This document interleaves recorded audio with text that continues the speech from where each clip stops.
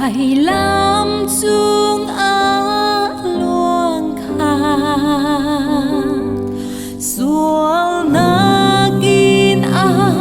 ka kham mi sual thiam ka châu ter mi sual na bi arana tu kalvari THISEN sung asi mi sual na bi arana tu kalvari THISEN sung asi THISEN come to boy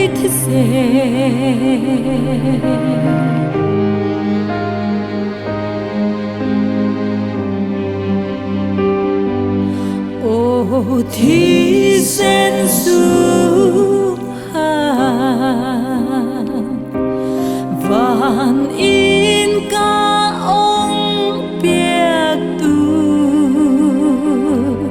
van rong ca phan tít đông lâu tháng trà đinh chu THISEN THISEN THISEN THISEN đi in đông lâu in hoa ta xa lại THISEN THISEN THISEN THISEN đi in đông lâu in hoa ta xa THISEN come to boy THISEN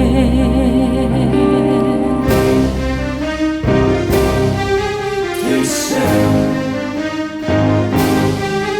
THISEN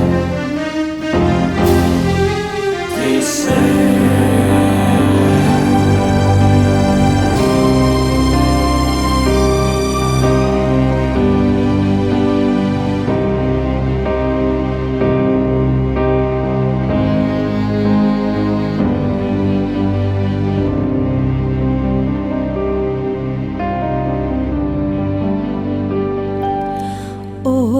Tlang do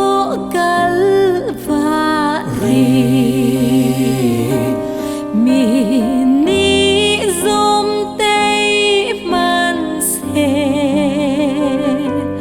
tlang dang vial te nagin kai chu kat lei chan tem